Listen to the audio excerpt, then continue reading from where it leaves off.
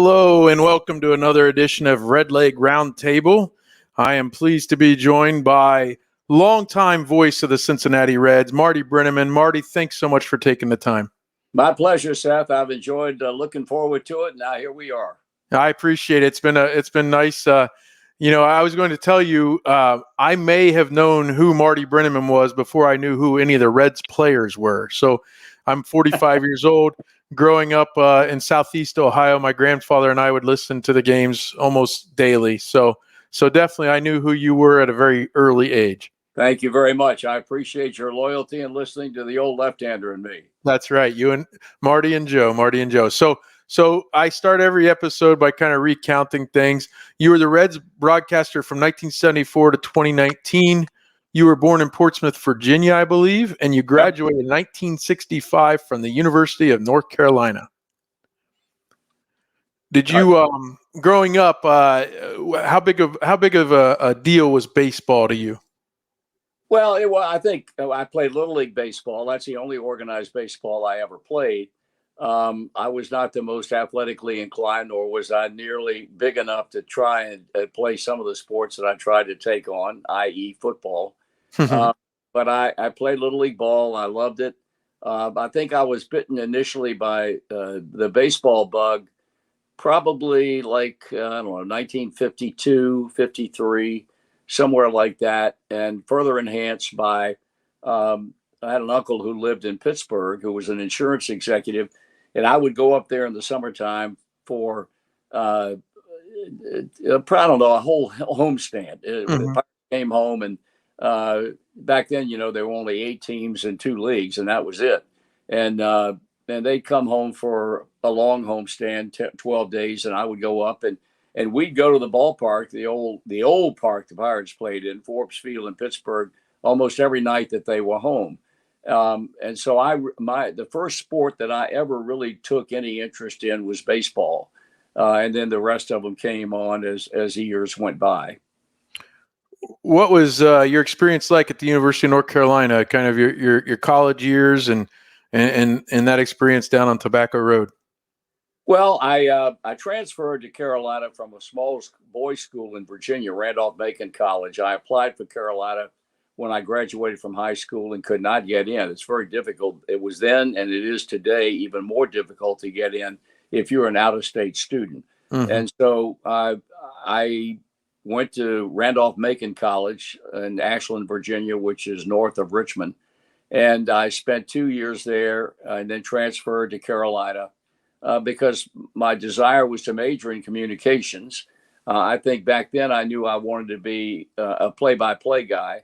I didn't want to be a TV studio sports guy that did 3 minutes of sports at 6 and 11 o'clock every night. I wanted to be at the scene of games played, and I wanted to broadcast them. So I transferred to Carolina in the middle of the year, January. Actually, I went 2.5 years around Randolph-Macon, then transferred in the middle of my junior year and majored in communications. And while I was there, I worked at the campus radio station, WUNC-FM, and also did a little bit of college color commentary on Carolina basketball with the guy who was the voice of the Tar Heels back then, a fellow by the name of Bill Curry. So that was really the only experience that I got as far as being at games. And when I graduated from Carolina in January of 65, I had no play-by-play experience. All the play-by-play experience that I attained came after I graduated and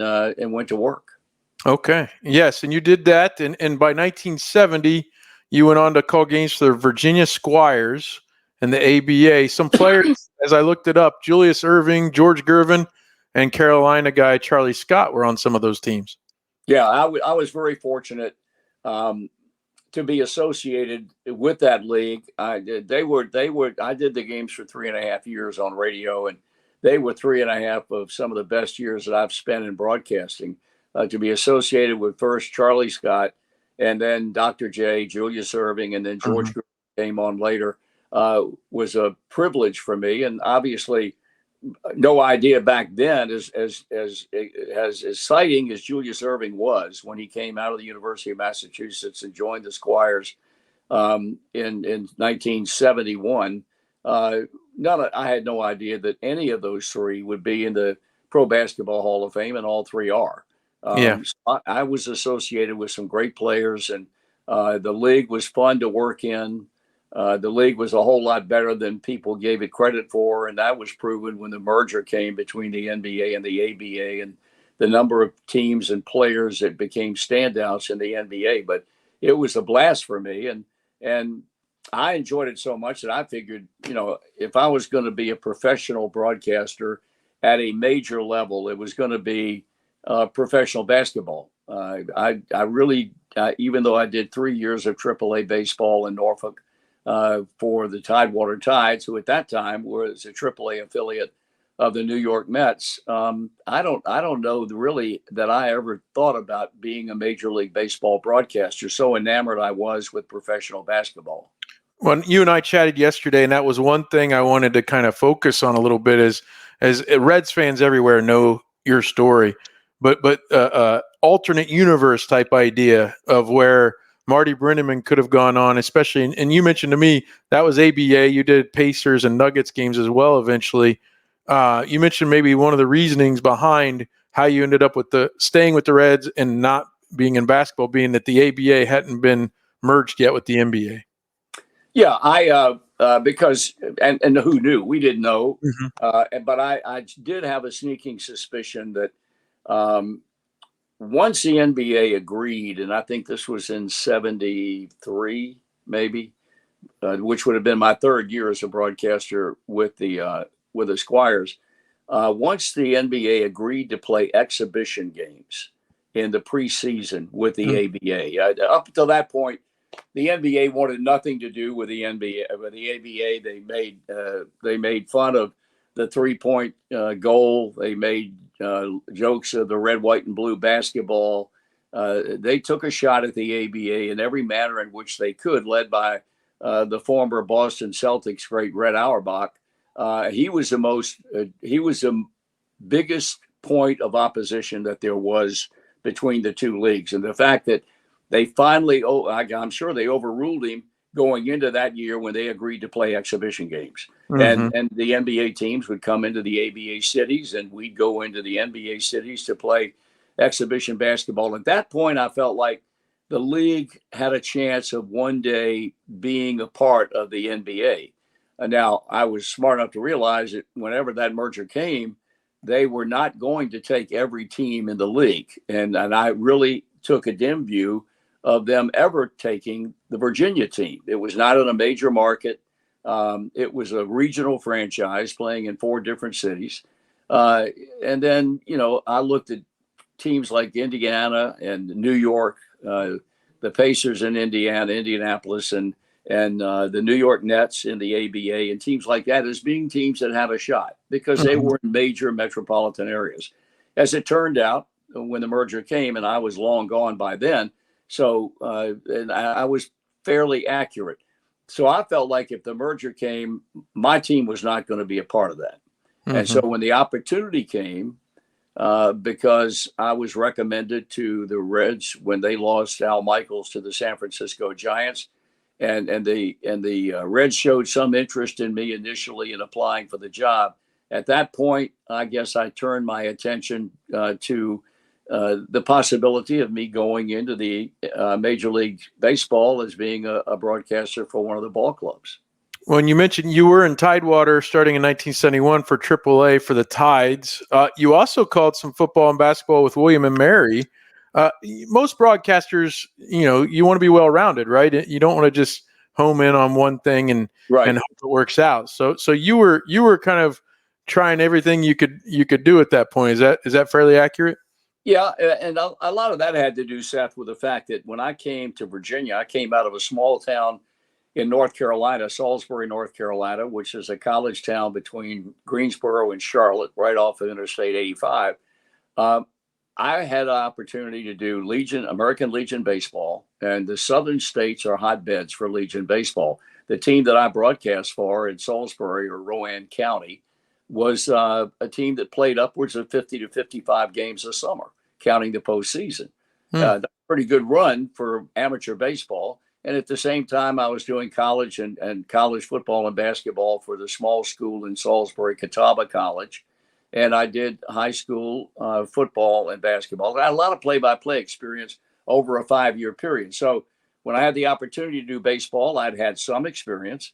When I had the opportunity to be called upon to do William and Murray 1 year, and then I did Virginia Tech in 1973 on a statewide network. That's right. I'd had experience. So at that time, I was fortunate enough to work all 3 sports for a number of years while I was living in Virginia. Before we dive too deep into the Reds, because obviously it's a Reds show and your career is well noted, you continued to call NCAA basketball throughout the years. We would hear you on what is now Westwood One, calling games. If I have a personal, encounter with any of my guests, this is kind of where I talk about that. In 1999, I was a student at Ohio State, and I was with student radio, much like you described, and I called the basketball games. And Ohio State made it to the Sweet 16 and the Elite Eight there in Knoxville, where you were calling the South Regional. In between games, I come up to you and I introduce myself, big fan, I'm a Reds fan, all this. And you talked to me for a few minutes and we went our separate ways. And then Saturday, after the Ohio State team won the Elite Eight to advance to the Final Four, I was running tape out to the Channel 10 here in Columbus, the truck. Back, you had to get the tape and run it to the truck. They were doing a live show of many interviews as they could get. And the only way to do that was to get the tape out to the truck. You see me running down the hallway there, and you called me by name 2 days after I had introduced myself. You said, "Slow down, Seth." I was so impressed. I was so excited that you remembered my name. And you even, that summer, I came up and spent a few minutes with you in the booth. So I want to thank you for kind of taking that time to talk to, a broadcaster at the time with student radio, much like you were a part of student radio when you were in college. Well, I got to be honest with you about something. When I was coming up and I was doing similar stuff to yours, but not at the level in which you were working, you were doing major college basketball. I had a lot of guys that had risen in prominence in the broadcast profession who were very nice to me and took time with me. But I also was with some guys that wouldn't give me the time of day. Yeah. And I made a pact with myself then that if I was ever fortunate enough to reach a certain stage, a stage that young guys would want to talk to me or ask for advice or whatever the case might be, that I would never blow anybody off. And I didn't. I just felt like there's a certain obligation that you have, that guys think enough of you and your work and your reputation that they want to talk to you and glean from you maybe something that could help them down the road. And so I just felt like it was my obligation to represent myself and to represent the industry that I was in and the profession that I had in that industry by talking to people. So no thanks necessary. I tell young guys today, Brian Anderson, who does a Milwaukee Brewers game and does a lot of NCAA basketball and pro basketball on TNT and TBS. And he will tell you that I spent a lot of time with him when he was coming up. And I think that's important. So I think we have to give back to the industry just as much as we take from the industry when we're working our way up. Well, and even at a smaller level, I became a sports writer after college rather than go into broadcasting initially. And I remember being hired and nobody on the staff really technically reached out and really, showed me the ropes, so to speak, fresh out of college. And I remember the next year, 2 other guys got hired. And I was like, I'm going to help these guys and kind of tell them, the ins and outs of what we're doing without even being prompted. Cause that example was shown. I told Hal McCoy the same thing. I'd met him at one point. He did the same thing for me. And honestly, you went a step further. You gave my name to Reds PR guy, Rob Butcher, and he called me. It was in 99. I was at the Reds Indians game in Cincinnati on a Friday night. And he called my apartment up in Columbus and left a message for me. And back then, cell phone, I didn't have a cell phone, I don't think, but I find out later that he called me because Marty told him to.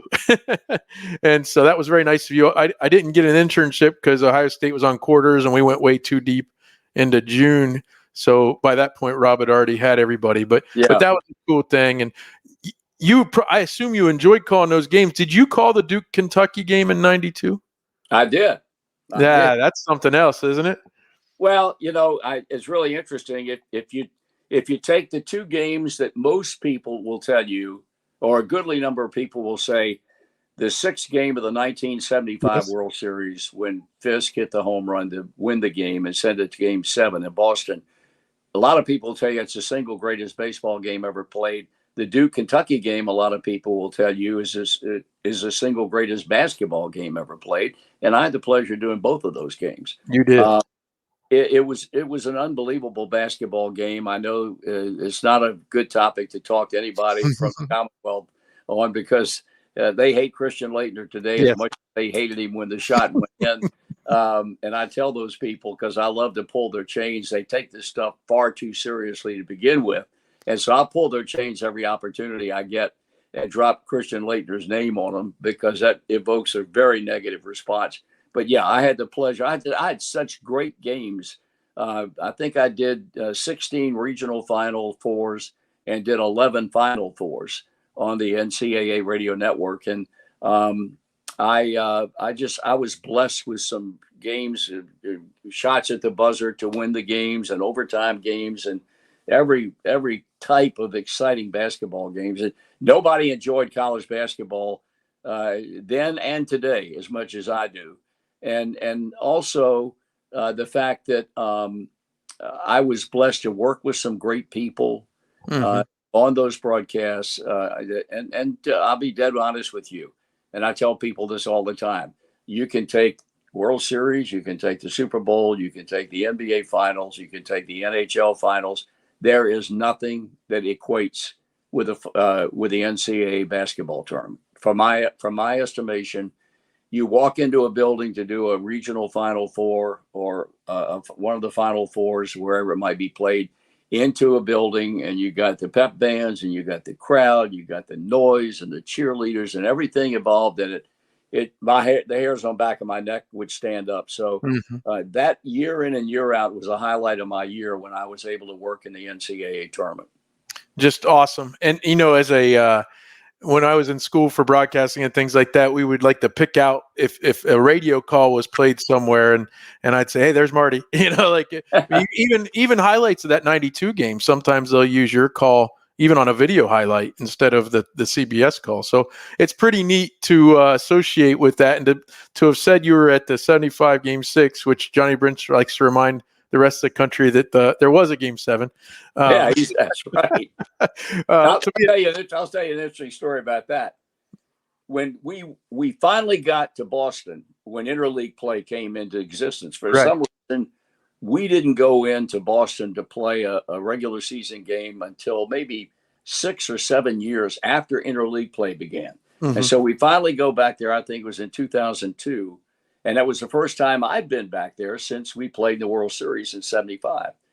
And the Red Sox swept the Reds 3 in a row. And David Wells, who had pitched for this Reds sometime back in the '90s, he was with the Red Sox. He pitched a shutout.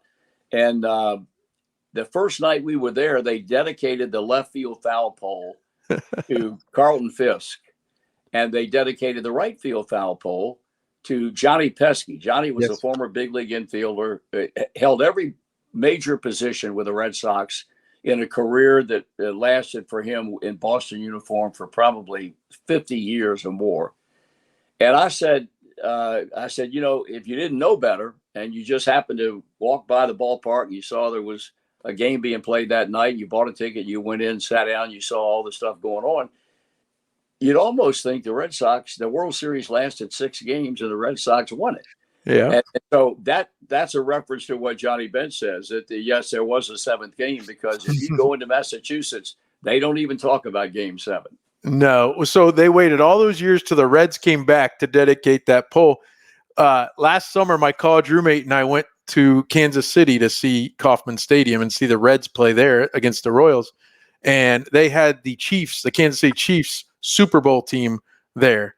And Right. as I walked in wearing a Reds T-shirt, this attendee tried to hand me a Chiefs Super Bowl towel, and I said I can't take that. And he goes, well, why not? And then he looked down at my shirt and he goes, oh, yeah. So all of us Reds fans in attendance had to watch Mahomes and Travis Kelce and all those guys yuck it up about their Super Bowl win when the Bengals got beat in the AFC title game the year before. So, yeah, they'll rub that in a little bit, won't they? Oh, yeah, without a doubt. Okay, so backtracking a little bit, in 1974, you were hired by the Reds, as you mentioned, to replace Al Michaels. You've said it before, but the game was just so different. Number one, you were right around the Pete Roses and Joe Morgans and those guys' age at the time when you got hired, but also travel was different. You were with the team more often, every day to day. Can you tell me about those first couple years and what that was like, as opposed to kind of the way the business is now? Well, once I got settled in, and once I realized that I belonged there, I think anybody that ascends to a position like that, no matter how much experience you have at the level below in which you came from, you always have a sneaking suspicion that, maybe I don't belong here. Maybe I'm not as good as I think I am, and I can handle this job. And once I came to the realization, probably middle of my first year, that the fans were responding to what I was doing, and they seemed to like me. I settled into a pretty good comfort zone. I became very good friends with Pete and with Joe Morgan, who were the two longest running friends that I've had in this business. Joe tragically passed away 3 years ago, and I still stay in contact quite a bit with Pete. They were good friends of mine. But when I came, I had so much support from obviously Joe first, Nuxall. He was wonderful to me, and replacing a guy who he was good friends with. He and Al were good buddies, and he really helped me tremendously. Sparky Anderson, and then Johnny Bench and Rose and Morgan and Perez. They were the big guys, and they all bent over backwards to make my beginning as a Reds play-by-play guy as comfortable and as easy as they possibly could. They could have made it tough on me, not giving me any help. But boy, they told me in spring training in '74, we'll do whatever we have to do to make this move for you as easy and as flawless as we can. And they backed it up by doing that. And so we traveled together. We flew together. I built friendships together. And I really, truly loved the game then. Quite a bit more than I like the game now. That's another story. I'm not crazy about home runs, strikeouts, and walks, and that's what this game is all about now. I love the way the game was played then. In fact, I think, pardon being an old man talking about the game, but I think that's a way that Abner Doubleday, if he indeed invented the game, some tell you he didn't, but if Abner Doubleday was inventing a game, and I think they played it then in the 60s, 70s, 80s, 90s, and even into this early century, the way the game should be played, with speed and power and stealing bases and playing fundamentally sound defense, and having pitchers that will go out with the intention of pitching a minimum of 7 innings every night rather than pitching 5 and being happy with that. I'm not a big fan of that. So it was a wonderful time to be associated with Major League Baseball. And it was especially wonderful time to be associated with the Cincinnati Reds. Absolutely. You mentioned getting settled in. I mean, game one, you're calling Hank Aaron's 714th home run. And in year 2 and 3, the Reds are the best team in baseball. That was quite a whirlwind for you to settle into. Yeah, and I didn't even have any. Not people said, "Did you realize how great a team you'd walked into?" And my answer is no, I didn't, because I had no means of comparison. I couldn't compare that team of '75 and that team of '76, excuse me, with a Yankee team of the '50s or something to that, just that by way of comparison. But as the years went by, and I saw other good teams, the longer I went after the '75, '76 World Championships, the more I realized that team was really special. And that team carried itself in such a gentlemanly manner. They would go out and they would systematically beat your brains out, but they would do it in such a way not to incur the wrath of the other team. They showed nobody up when they went out and played. Sparky Anderson had a rule. If we are 6 runs or more up from the 6th inning on, we don't steal bases and we don't hit 3-ball, no strike pitches. And that was a hard and fast rule. And if anybody ever broke it, the wrath of God would not be any worse because of the verbal beating he would lay on them. They went out and just played baseball, and they did it in a very gentlemanly way. The only team they had a problem with was the LA Dodgers, and they were 2 teams that just simply did not like one another. They didn't like each other off the field. They didn't like each other on the field. A lot of that had to do, excuse me, if not all of it, with the fact that those 2 years, the Dodgers were in vain chasing the Reds, trying to win at that time the National League West. The Reds won the Western Division in 75 by 10 games, and then they came back in 1976 and won the NL West by 20 games. That's how good they were. So it was fun going to the ballpark, expecting, and realistically so, the team to win every night. And I can recollect vividly, there were games that they would play where they could play the Dodgers or whoever, the Mets or whoever were really good ball clubs in the league at Riverfront Stadium, and the Reds may be behind 4 or 5 runs in the 7th inning, and there were 50,000 people in the ballpark, and nobody would go anywhere. They were convinced that soon, no matter how many runs they were down or however late it was in the game, those people had been conditioned to the fact that more even than not, this team was going to come back and win those games. And more often than not, that's exactly what they did.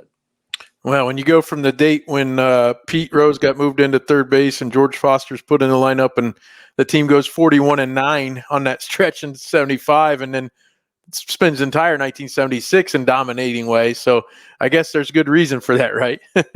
Yeah, the move by Pete was an interesting story because I came to the ballpark. They were like 20-21 when it happened. They were a very average team.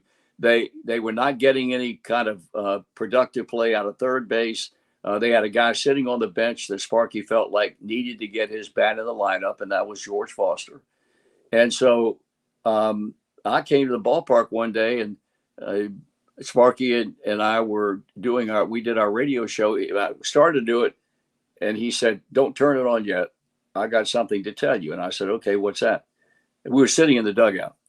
He said, "I've decided to move Pete to third so I can get George Foster into the lineup in left field." Well, Sparky and I, we pulled each other's leg all the time. And I said, "I know, sure you'd have. Sure you are." He said, "No, believe me." I said, "That's not even possible." He said, "Take a look out at third base." I looked at third. Pete was there taking ground balls while the Reds were taking batting practice. And so we talked about it on the radio show. And that night, first batter, they were playing the Atlanta Braves, and the first batter to lead the game off, Ralph Garr, who had won a batting title in the National League, he hit a rocket to Pete's glove side, to his left side, down at third base. And Pete stumbled once, recovered, and was able to field the ball and turn and throw Garr out. And that was the beginning of it. And you're right, 41-9 over the next 50 games. And by the time that 50-game period was over, so was the National League Western. Yeah. We recently had author Keith O'Brien on. He wrote the new Charlie Hustle book. Yes. And we talked about that because, Pete, and I know it's been talked about before, Pete would call it a selfish game, but if everybody is selfish enough, they can all add up to winning games. But here's a guy that had already won an NL MVP, and he had tried to play third base earlier in his career, and it didn't work out very well, especially at the plate. So for him to willingly do that, and I don't know exactly what Sparky's message was to him, but it sounds like Pete, from all accounts, said, "Yeah, I'll do it. Let's do it. Let's go ahead and do it." And that's exactly what Pete said to him. He said, "If I can help you, I'd be happy to move to third." Now, here's a guy who had played second base, who had played left field, right field, where second base. Yeah, so he ended up in his career playing 5 or 6 different positions because he went to Philadelphia later on and played first base. So he was the ultimate team player. I had people in this organization that did not like him, but because they did not like the style of life that he led. and it had a lot to do with Pete leaving when the club didn't offer him a contract and becoming a free agent and moving on. But to me, he was the ultimate team player.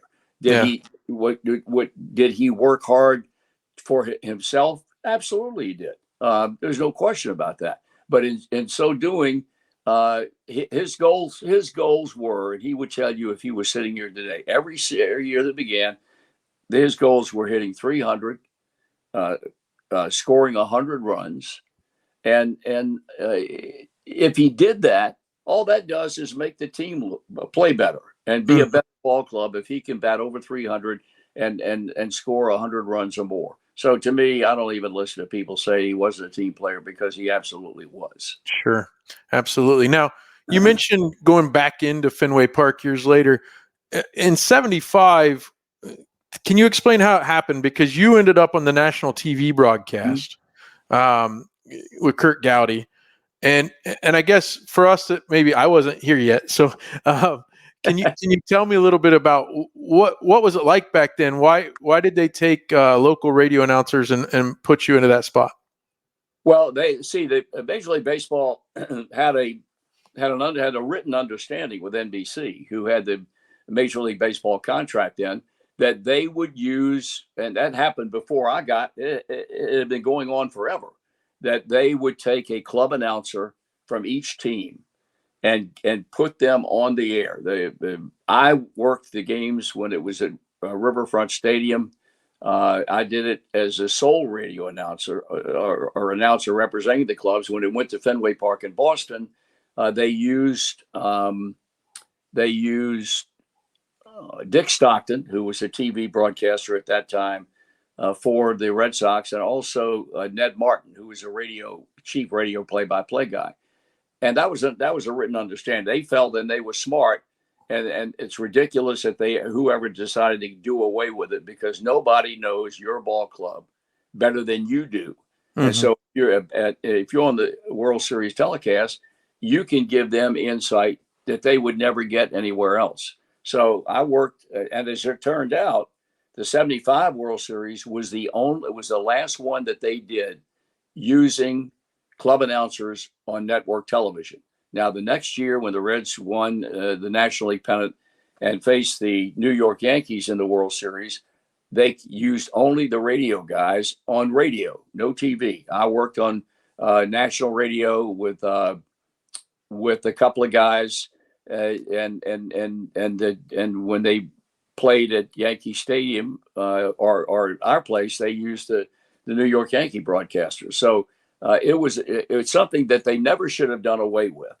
And it's unfortunate that they have, and they've stayed away, because it was fun to listen to local announcers. And back then, you didn't have XM radio or anything like that gave you the opportunity of listening to broadcasters throughout baseball today. I think that's one of the great things about Sirius XM radio. You can listen to any broadcast you want to at any time. You can hear guys you've never heard before, and you can make your own opinions about whether or not they're great announcers, they're average announcers, or they're no good. And you couldn't do that in the past.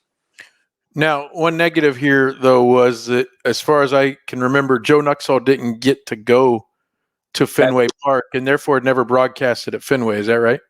No, he did not, and it was unfortunate. Well, he and I were working together when we went back for interleague later. Okay. But no, I don't know what, and the decision as to who is going to represent your club comes from your club. The Reds will say, well, we're going to use Marty Brennaman to broadcast the games in the World Series. Why they did not recommend using Joe, out of a courtesy to him for the years that he had spent with his franchise, was always beyond me. And I think it hurt Joe greatly. I really do. Yeah. Okay. Again, I was born in 1979, so all I know is a blip on the screen of Tom Seaver ended up with the Reds. You broadcast his no-hitter. It was his only one. He'd come close with the Mets. Can you take me through the impact he had? Because as a younger fan looking back, it was like, well, we won in '75 and '76, but we didn't win later. But what kind of impact did Tom Seaver have on the club, and what were those years like broadcasting his games? Well, the years were wonderful, and because he was a first class individual, he was as great an individual as he was a pitcher. He had an incredible influence on the young pitchers on the staff in the 3.5 years he was here. Um, and I had known him. I'd known Tom even before I came with the Reds, because every year the Mets would come down to Norfolk and play their AAA ball club. And I got a chance to meet him and all the rest of the Mets players when they would come down every year. And so I knew who he was. He knew who I was. We had a great relationship, and he was just the ultimate professional. I mean, he was a guy who could articulate the romance of pitching and what a great occupation it was, in such a manner that he will draw you into the love he had for pitching would end up being the love that you have. And you would watch it from a completely different way, with a different eye, after spending time with him and talking about the art of pitching, as he described it. He was one of the great fun guys to be around, and he would be that way for 4 days. But when that day came that he was to pitch, you'd walk into the clubhouse and he'd be sitting in his locker doing the New York Times crossword puzzle. And all you did then was just speak to him. You didn't try to carry on a conversation. He would, if he had to be rude, he'd be rude. But until you realize that that's a day that you don't go up and just talk crap with. He like he said, this is a day I work. I don't want to be bothered.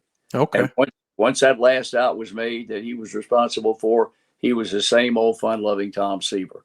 So I was privileged to be around him. Obviously, he was the greatest pitcher I've ever been associated with. And there have been some guys that were really good that came along in the 46 years I was around, but nobody that was the equal of Tom Seaver. Absolutely. Let's go through a few of these things that you were a part of. Pete comes back. You broadcast 4192. The great, the sound of Joe in the background rooting for that ball to get down. It pulls at the heartstrings. Talk a little bit about that and being part of that. Well, you know, we knew at a certain point in the career of Pete Rose that if he stayed with the Reds after he had come back and assumed the position of player manager, we knew he was going to break the record as long as he stayed healthy and something untoward occurred that we had no way of appreciating or predicting.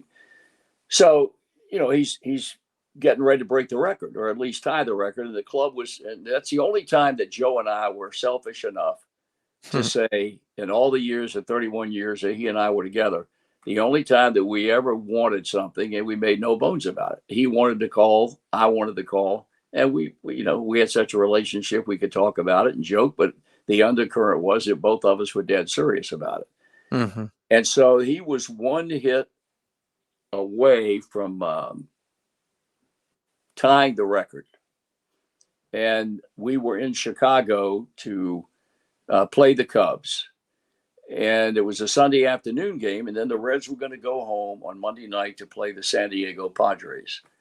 And so the Sunday game was delayed a bit by rain. And the question had been posed to Pete in a news conference at one of the other games before the Sunday game came. Have you given any thought at all to sitting out? You're the manager. You can take yourself out of the lineup and do it to be sure you can do it at home. And he said, yeah, I thought about it for like 5 seconds. He said, I owe it to the fans. I owe it to the game to play. And he said, you know, you guys know that I don't like to sit down. I play every game I can if I'm physically able to. So they put that to rest. So Sunday came, and he got a hit early, and I had that hit. And then we get to the 7th inning, and he's tied the record now. And now this will probably be his last at bat. Joe's got the call, and he hit a ground ball. He hit a rocket into the hole at shortstop. And the Cubs had a shortstop by the name of Sean Dunston, who had the best arm in either league. And had it not been for that, he backhanded the ball on the outfield grass, and was able to put enough behind to throw to first base to nip Pete by about a half step. That would have been the record-breaking hit right there. And Joe had his shot, and Doug screwed him up. So we go home, and the first night in, the big crowd shows up at Riverfront. Pete goes hitless. He didn't get a hit. And then came the next night, and he batted the first inning, and he batted against Eric Shao, a right-hander, and he got that base hit into left to set the record. And it was incredible. The interesting thing, you mentioned Joe yelling, "Get down, get down." Joe was mortally embarrassed for the rest of his life because until I made him understand, he felt like he screwed it up for me more than he did anybody else because I had the call. And I finally made him understand. I said, Joe, that doesn't bother me one single bit. In fact, it enhances the call when people know the relationship that you and I had and the relationship that we had with the fans who turned on that radio every night. It never bothered me, and I listened to it today, and it still doesn't bother me. I'm happy he was involved in it, even though he didn't have the actual call. And it was truly exciting because we were witness to a record that will never be broken in baseball. Right. It will never, ever, as long as this game is played, that's one of the unbreakable records. Well, and we have that in Cincinnati with Dave Lapham too. Dave will talk over Dan Hort. Yeah, that's right. Hey, but that in mind, I want to get to a few of these other moments. But you and Joe, and maybe Joe before you were with them, had the style of if it was your inning, it was your inning. Joe would announce the pitching change and give us the ERA and some of the stats on the new pitcher, but he'd hand it right back to you, and you basically talked throughout the inning to the point where I went to Ohio State and was calling my first Ohio State baseball game, and my broadcast partner that day was from Pittsburgh, and I'm calling the play-by-play of the first batter, and all of a sudden he starts chirping in as a color commentary, and I'm like, what are you doing? This is not how this is done. Marty and Joe do it this way.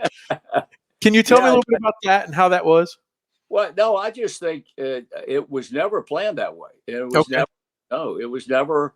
I just think Joe felt like, unless something monumental occurred, that he was going to be silent and I was going to do the play-by-play. I would welcome it because when Bradley came, and Jeff and I would talk. It made no difference who had to play. And he would talk about the pitcher and what he was throwing, how he got that strikeout with people in scoring position, et cetera. It just played out that way. And I did very little talking when Joe did his innings because he only got 3 innings. To begin with, he only got 2 innings a game. He got the third and the seventh, and then later on they gave him the 4th inning to go with the other 2, which I was thrilled to death over for him. So it just worked out that way. Okay. Well, you would have conversations, but you wouldn't necessarily, like I said, it wasn't color commentary like we hear in football, for instance. No, that's right. Yeah. Okay. Tom Browning's perfect game. I have a friend who grew up in Gallipolis, Gallia County over there on the river, and his dad brought him to the game and his whole family, and they waited on that rain delay, and right about probably 10 minutes before they rolled the tarp out, his dad said, no, we got to go home. This is, it's getting too late. And he was driving up his driveway when you called the last out. You got to be kidding me. No. All these people say they were at that game and watched it. There weren't that many people left in the stadium, I can't imagine, because of the long rain delay. But, yeah, he was driving up his driveway in Gallia County when you called the final out. That's brutal. He's going to have to live with that for the rest of his life. Absolutely. Yeah, mine on that was in 95. You talk about the turnaround back in 75. In 95, there was a players-only meeting after a Friday night game with the Mets late in May, and I came to the Saturday game, and they were down 11-3. And my stepdad was not a big baseball fan, but he brought my mom and my sister and I to the game, and he says, we're going home. The ladies hit the restroom. We saw them get the Mets out in the top of the 8th. They come. We go down into the garage underneath Riverfront there. And we're going down the ramp out of the stadium when there's fireworks from a home run. We're up by Kings Island heading back to Columbus when the Reds come back to win 13-11. So, but I heard you call it. So there you go. It killed you though, didn't it? It did. I held that with my stepdad. In fact, I was at Adam Dunn's grand slam against Bob Wickman against the Indians, and that was a 7-run deficit in that game. And I called him walking out of the stadium. My stepdad at the time, he was still alive. And I said, John, you're off the hook. I saw a comeback. You know what? you saw one of the great moments in the history of that so far at Great American Ballpark. That was an incredible night when Dunn hit the home run off Wickman. And he said he wanted to get to the Nickelback concert next door. I know. Well, hey, so you called Tom Browning's perfect game. The 1990 team, certainly after all the turmoil with Pete in '89, Lou comes on as the manager, and that team goes wire to wire. Tell me a little bit about that. That felt like a long 14 years between 76 and 90. Of course, we're going through a much longer period now, but that's the reason why. And I tell people when they ask me, "Do you have a favorite team?" Of all, I said, "Yeah, the 1990 club." And most people are taken aback by that because they anticipate you're going to say 75 or 76. I said 1990 is my favorite team because here we have a team that was not picked to win anything when the season began. They weren't picked to win the division or anything else. They were considered to be a relative also ran insofar as the prognosticators were concerned. And they played the opening series that year on the road. It's the only time that I've been with a ball club where they've opened the season on the road. They opened in Houston. There was a strike during spring training, and that's the reason why they got the season started late. The commissioner said, got together with his people. They picked a date that they knew the teams would be ready. And wherever you were on the schedule, that date is where you opened the season. We opened the season in Houston. I remember that night. It went extra innings. Barry Larkin tripled in the 11th inning off Charlie Kerfell, and the Reds win the game. And they never vacated first place. It was the first time in the history of divisional play in Major League Baseball where a team opened the season in first place and never vacated. They coined the phrase "the wire-to-wire Reds," which is what they did. That team had the greatest chemistry, the greatest togetherness, the greatest level of love of any team that I've ever been associated with in a Reds uniform. Now, the last year's team had the same amount of affection for each other. That young group of Reds players that shocked the hell out of everybody. But that 90 club, it made no difference whether you were white, you were African American, you were Latin American. Everybody loved everybody, and genuinely so. And so to watch them go out and play the way they did, and had great personalities, led by the Nasty Boys coming out of the bullpen, and Norm Charlton and Rob Dibble and Randy Myers, managed by a bombastic, profane manager like Lou Piniella. It was just fun. And then they go in and they face the Pirates in the National League Championship Series, led by Bonds and Bonilla and Van Slyke, and an outstanding pitching rotation. And they beat them in 6 games. Then they go to the World Series, and they play an Oakland ball club that people had already started talking dynasty about, led by Tony La Russa, the manager. And they had Mark McGuire, they had Jose Canseco, they had a hell of a team. And the Reds beat them 4 straight. I mean, the World Series was over in the bat of an eye. And I'll never forget being in the clubhouse after Game 4 out in the Oakland Alameda County Coliseum. And Joe Morgan and Johnny Bench were in the clubhouse. And Morgan said to me, of course, Joe had long since been retired, and he lived in the Oakland area.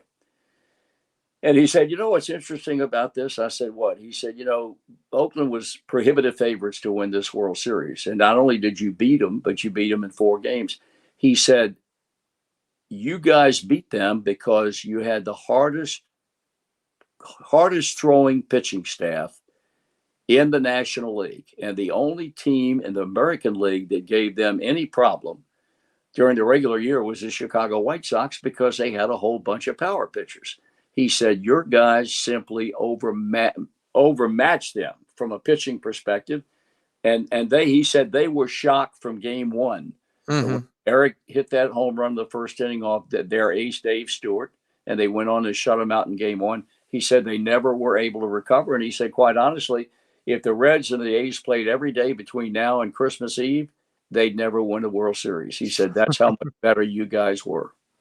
Well, I was 11 years old then, and that was the first time I ever talked trash in my life, because when Eric Davis hit the home run, a friend of mine, his dad was an Indians fan, his mom was a Reds fan. He couldn't decide, so he fell in love with Mark McGuire back in '87. Yeah. So he's rooting for the A's here in Ohio. I pick up that phone so fast, and did you see that? Did you see that? Yeah. I'll take you fast forward a little bit to Ken Griffey Jr.'s 500th home run. My good friend Matt Andrews, who he called games very well for many years. Matt was in my wedding, and on the 19th, which was the day before Father's Day, I was to be married. So at the rehearsal dinner on the 18th, Matt had a plug in his ear listening to you call the game to let me know, even though we're in the rehearsal and the dinner and all that, he's going to let me know if Ken Griffey Jr. hit the home run or not. And then the same thing in the reception the next night. He didn't hit the home run. On the 19th, I'm at a brunch at my in-laws' house. I walked in from outside on the patio. There's the TV. Griffey just comes up, hits it out. I got to see it. So it was a good weekend for me. Well, yeah, it was interesting story about that was he came up to me in the clubhouse one day. He was at 500. He was at 498. Mm-hmm. And he called me over to his locker. He said, we need to talk. And I said, all right, what's up? He said, when I hit my 500th home run, I want you to make the call. Mm-hmm. And I said, well, I can do that as long as it's not in the third, fourth, or seventh inning. Well, he didn't know anything about my job. And Yeah. he said, what does that mean? And so I explained to him, I said, Steve Stewart's my partner. He works the third, fourth, and seventh innings. If you hit the home run in one of those 3 innings, he's got it. He said, no, that can't be. So we go back and forth, and it gets a little bit heated. And so I try to explain to him, I don't have an ego big enough that I'm going to take an at-bat away from somebody because I want the call. I said, can I be honest with you about something? He said, you normally are. I said, I don't give a damn about that home run. I don't care whether I have that home run. I said, I've got Seaver's no-hitter. I got Browning's perfect game. I got Pete's record-breaking hit. I don't need that. He said, I don't care whether you need it or not. So it got to the point where we met with Phil Castellini, who's at that time was the Reds COO, and sat down, and he said, what the hell is this all about? I said, I'm not doing that home run, Phil, if it comes in one of those 3 innings. We go back and forth, and I finally said, okay, wait a minute. If the club puts out an official release on Cincinnati Reds paper explaining this whole thing and that I'm not taking that home run away from Steve Stewart just because Clown here wants me to do it. And so I said, if you put the release out and make it clear, then I'm not going to do the every half inning he comes up. If you want me to do just the at bat, I'll do that. I wanted the people to know that I didn't take it away from him. It worked out because he hit that home run on Father's Day off Matt Morris in St. Louis.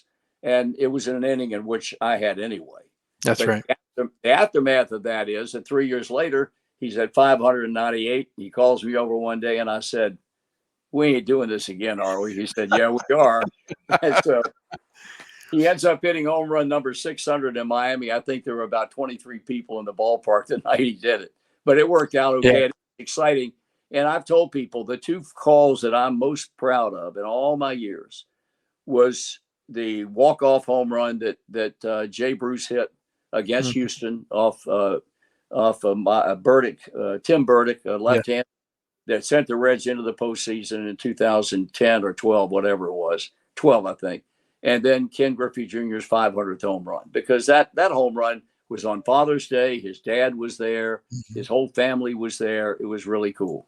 He knocked the door down to the 500 club. That's it. And by the way, I didn't plan that either. I know a lot of people like to plan stuff so it'll sound really cute 3,500 years from now.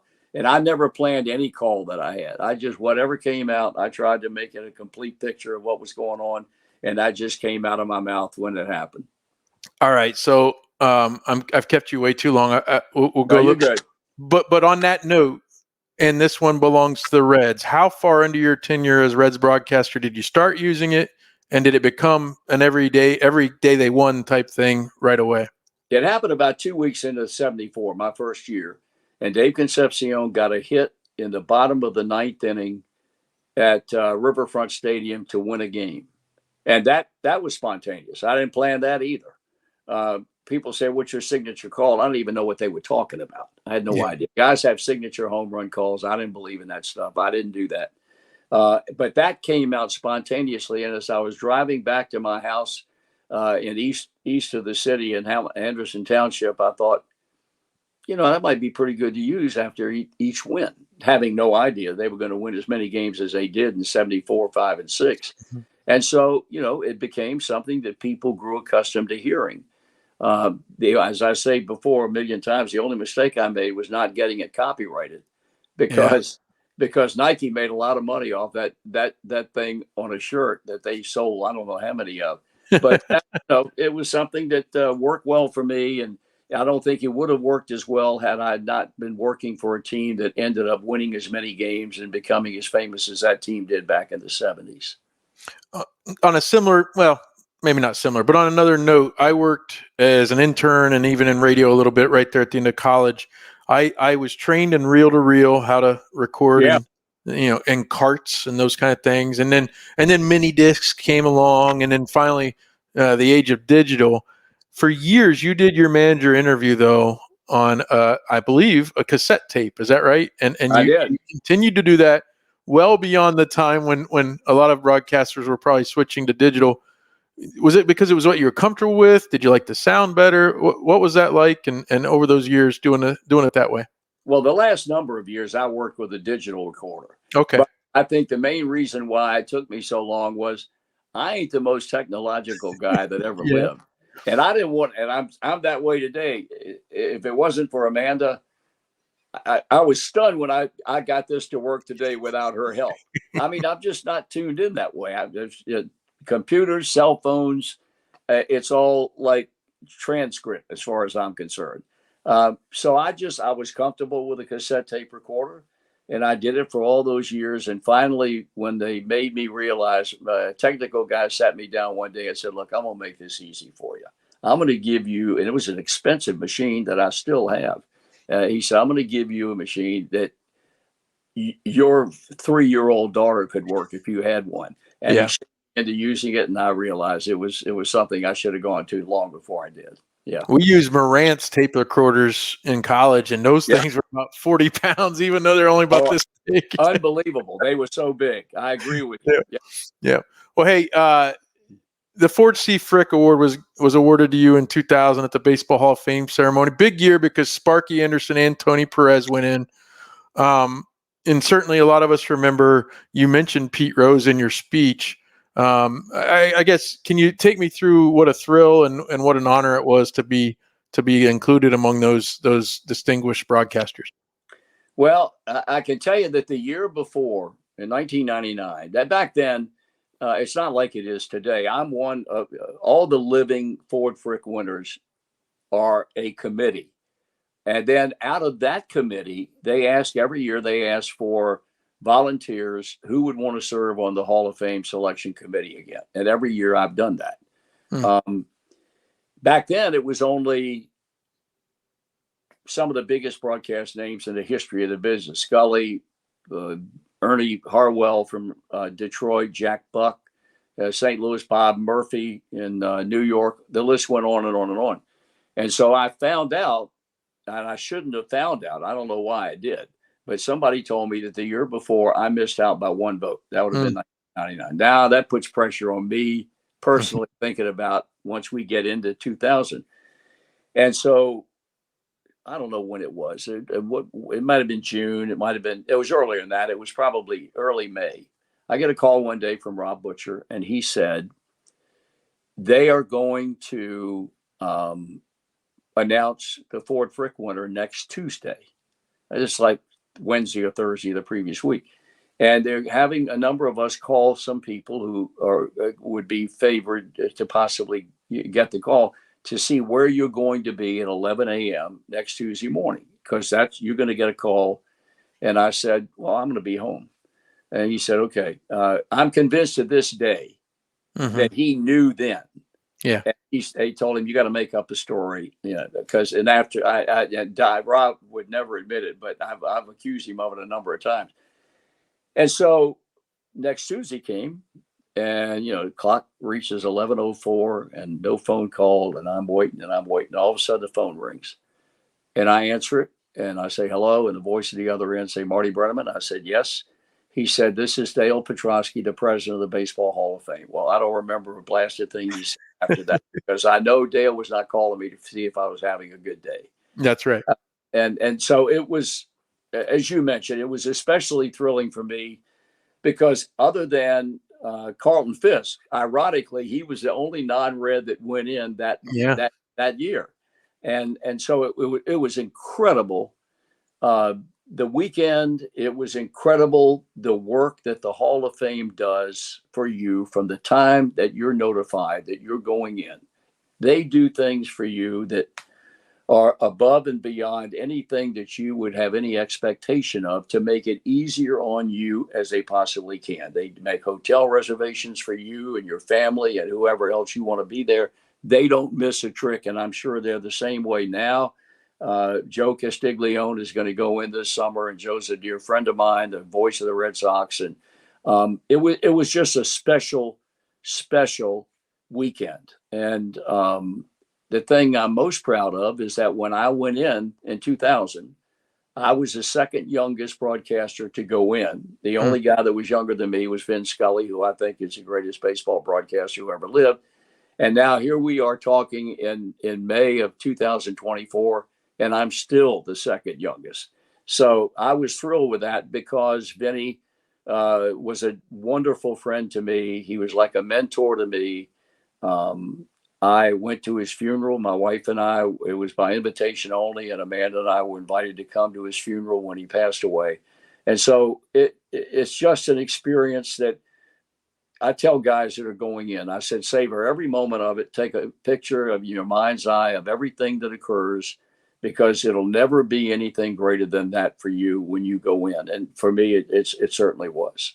That's great. It was a very big time. I was in college at the time, and certainly, actually, my now wife learned to set her calendar by me wanting to watch the Hall of Fame inductions. Listen, these are all Reds that are getting in, so this is important. Rapid fire, really quick. You can just take a moment. We've already talked about Rose and Morgan. Tell me a little bit about calling Johnny Bench's games and what he was like as a Red. Oh, when I make speeches to groups, I will say at some point he was the greatest player in the history of baseball at a given position. And I'd have people come up, and of course they didn't listen to what I said. They said, Johnny Bench is not the greatest player in history of baseball. Right. That's not what I said. At a given position, he revolutionized the position of catching, unlike any position had been revolutionized then, before, or since. He changed everything. He was so dominant.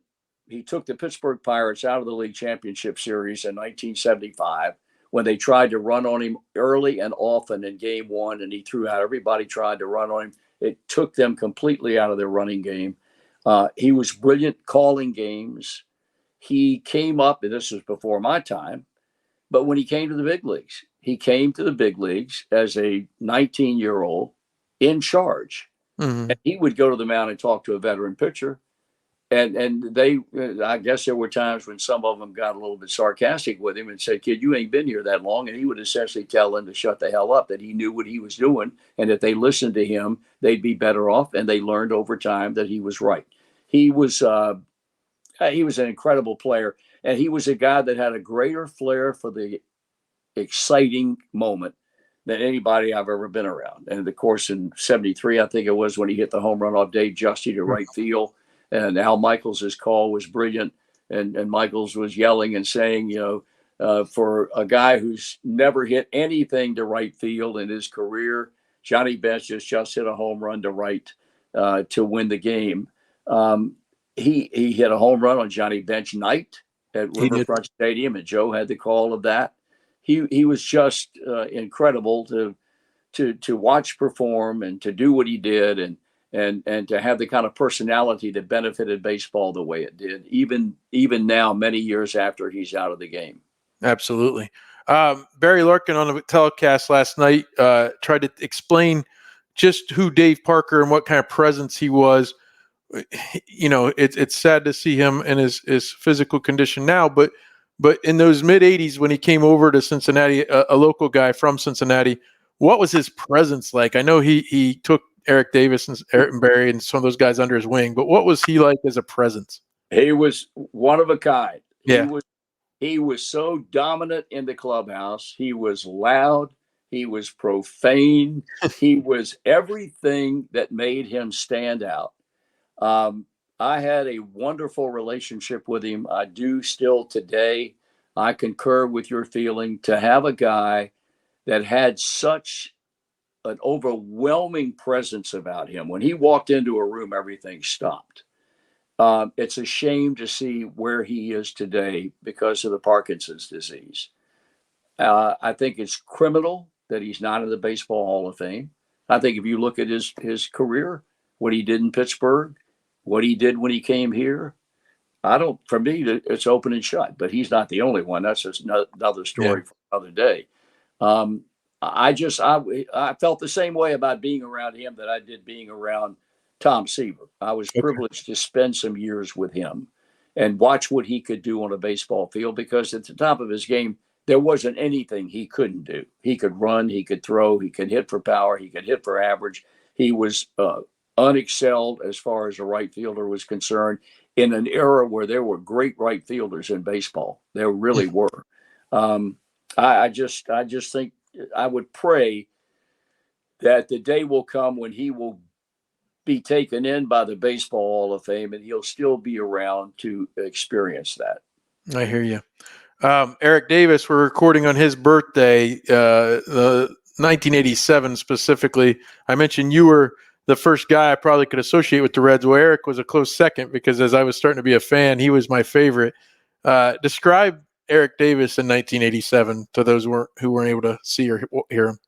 Well, as far as the big picture is concerned, and I look at what, excuse me, Ellie De La Cruz is doing. Mm-hmm.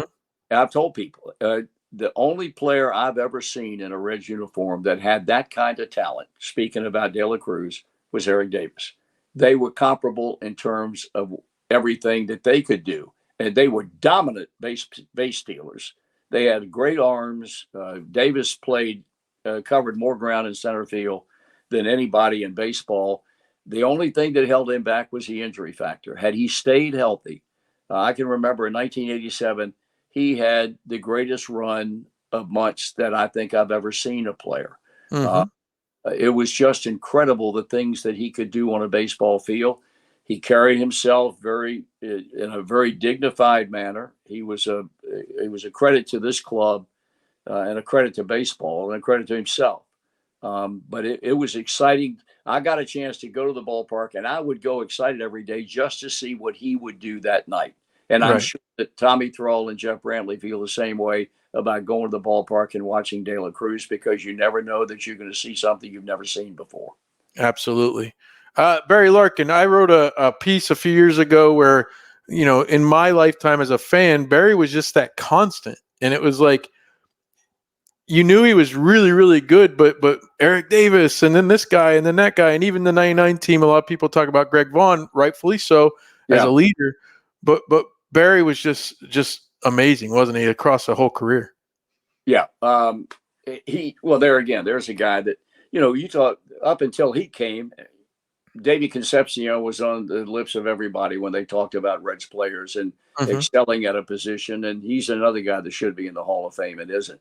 But Barry gave this club such a weapon in being a shortstop that could hit for power. He hit 30-some home runs a year. He won the MVP award.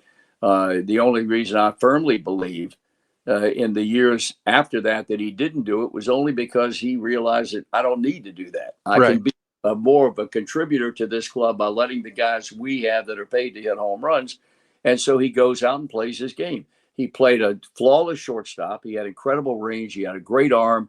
And not only that, he was a great leader, because here was a guy who learned early on in his career in the minor leagues to learn how to speak Spanish. And he speaks Spanish fluently today, but he did it because he realized he was going to be around a lot of Latin American players. There might come a time after he'd been around for a long time that he could help young Latin players that maybe couldn't speak any English or barely could. And all of that played out. He was looked upon by everybody, not just the white guys or the black guys, but also the Latin American guys, and they looked upon him with awe because he could converse with them and help them. He did everything he could, and the fact that he was a leader on that 1990 club that won the World Series was not an accident. That's the way it was played out. That's the way it was supposed to be, and he sure as heck didn't disappoint anybody. We already talked about the Nasty Boys when we talked about 1990, but one phrase that you used, and I was a kid, but I still remember Randy Myers would come in and he would walk a tightrope. He rarely got the 1, 2, 3 inning.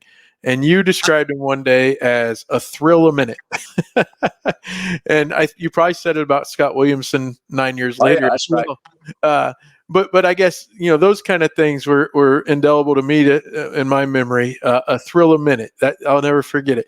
Talk to me a little bit about Sean Casey and the way he was just bigger than life, wasn't he, at times, as far as being the mayor? And he got bigger and bigger and bigger as the years went by. I mean, it wasn't that he reached a point early on in his career and it never went any larger. The longer he was around, the bigger presence he became. He's a dear friend of mine. I've been so blessed to know guys and have friendships with guys that were just incredibly outstanding talents, but also incredibly outstanding people. And Sean has been every bit of that, even more so since he's retired a lot of years ago. He could flat hit. Mm-hmm. And I guess he was a guy who came up to me one time on a plane. After he'd been a Reds for a number of years, and he and I had our differences. I felt like a first baseman should hit for power and drive and run. And he was a line drive hitter. Not that he didn't hit his share of home runs, but he was not looked upon as a home run hitter. He was looked upon as a good hitter. And every now and then I might be critical on the air. He came up to me one day. We were leaving after an afternoon game on a Sunday to fly somewhere. And I was already on the plane sitting on the aisle seat on row 13, which is where I always sat. And I read books. I'm a big reader of novels. And I'm sitting there reading, and they're loading the luggage on the plane. And I sensed somebody standing over me. And I turned around and I said, what do you got? He said, "You know what you are." And I said, "Well, I can't wait for this, but I'll let you tell me." He said, "You're a curmudgeon. That's what you are." And I said, "That's the best you got." I said, "Because I can tell you some of the things I've been called by some of your teammates and a hell of a lot better than that." And I give him a hard time about that all the time. And he laughs. And we talk occasionally. He was a guy that he also was a great leader. But he's even become a better person, a person that is wonderful in his community. He's become a tremendous television talent. And I would have never dreamed that. And he's really become very good on television. He's got 2 boys that both are playing baseball. One is in college now playing, and apparently is a prospect. But I treasure his friendship. I was thrilled to be able to watch him play in the years that he was in Cincinnati. Absolutely. Real quick, do you remember Adam from Milwaukee calling you on the banana phone? Yeah, that was Adam Dunn. Yes. Did you know that was coming? No, I didn't know it was coming. He was one of them that called over the years. So was Jose Rijo. Yeah. So was there was a third. John Franco was a guy who called way back. I did not know that Adam Dunn was going to call, but normally I can figure out who it is. Jose Rijo called one night from the clubhouse, and Joe and I for a number of years had a potato chip called Marty and Joe's Potato Chips. It was from a little mom and pop outfit in Urbana, Ohio. They were really good potato chips. Kroger sold them. And Jose Rijo called one day. You can't hide his accent. Okay. Nope. He got a hold of Joe, and it was very critical of the potato chips because he said they were too greasy. And Joe got all bent out of shape. He legitimately was offended. And I finally said, "Joe, that's Jose Rijo on the phone." And everything changed then. But oh yeah, we had some interesting people call that. But Dunn called, and as I said, the rest of those guys called, and it was fun to have them call and ask us something more often than not stupid, but they were loyal in their ability to dial the phone and call us up. Is Scott Hatteberg a good player? Yeah. Hey, I'm gonna let you go right now, but before we do that, I wanted to mention our mutual friend Dawn Baker helped me set this interview up, and she met you through Dragonfly. Yes. Dragonfly enriches the lives of kids and their families battling cancer. You've done a lot with them. Dawn herself has told me some of the times she's met you and Amanda through that. I remember when you got your head shaved after losing that bet, or you said that if they won 10 in a row, you get your head shaved, and you set that up through Dragonfly to raise some money for them. Can you speak a little bit about Dragonfly before we get off here? Yeah, I'll try to get through it. I get emotional when I talk about them because we came together the night that I got my head shaved. Mm-hmm. And I had a friend, a fellow by the name of John Burns, who has his own company here in Cincinnati, worked for Cincinnati Bell for a long time, and big baseball, big sports fan. And he also used to go, and I think he still does, over to Children's Hospital in Cincinnati to see the kids that are afflicted with all manner of things, but especially cancer and leukemia. And so they were going to shave my head on that Friday night. And as fate would have it, they were also celebrating my 70th birthday. Mm-hmm. So, I mean, God knows that's almost 12 years ago. And so on Tuesday of that week, before the Friday night game, John called me on the phone. He said, I was at Children's Hospital today visiting some of these kids. And he said they had the kids that were battling cancer and leukemia had blue T-shirts on that said, I'm still me. Mm-hmm. And what that referred to is kids at that age, if they're battling a disease that requires chemotherapy and they have to have it and they lose their hair and they're going to school and their classmates, some of whom see that and they think there's, they make fun of them. And that's what that means. Even though I'm bald-headed, I'm still the same person. And he said, one little girl came up to him and said, Friday night, Marty Brennaman will be just like us. Oh. I said, oh, boy. Oh. He said, they had this T-shirt, and would you wear one Friday night? Because there are going to be some Dragonfly kids. And I said, what's Dragonfly? And so he gave me a brief description. So that night, I get my head shaved, and I had the Reds had the T-shirt on, the I'm Still Me T-shirt under the Reds jersey that they gave me, the club did, with number 70 on the back, honoring my 70th birthday. Mm-hmm. So when I got my head shaved completely, I unbuttoned that Reds jersey, took it off, and I had the T-shirt on. And there were 3 little girls there, none of them older than 5 years old. And they were all bald-headed. They all had the T-shirts out. And I held my arms out to them. They came, and I kissed each one of them on top of the head. And that began the relationship. It's been more of an honor for me than whatever I've done to help them become recognized. And very few people knew who they were that night. But my relationship with them is kind of waned a little bit. They're on their feet there, and I still do things if they call me, but it doesn't happen very often. But it's one of the greatest things I've ever been associated with. It was the single greatest night personally for me in all the years I spent at Riverfront and then later at Great American Ballpark to begin that relationship. And the fact that night they raised, I don't know, $50,000 or something like that on an event that was planned 3 days before that. Yeah. So it was a special night for me. And to see these kids that are 6, 7, 8 years old that have never known anything but pain and hospitals. And that really bothers me and questions sometimes my faith that kids have to suffer like that. You think more about that than you do about adults that suffer. And I don't know, that's probably wrong. I don't know. But to be a part of that and to help them get their feet on the ground, the Dragonfly Foundation, I'm very proud of that.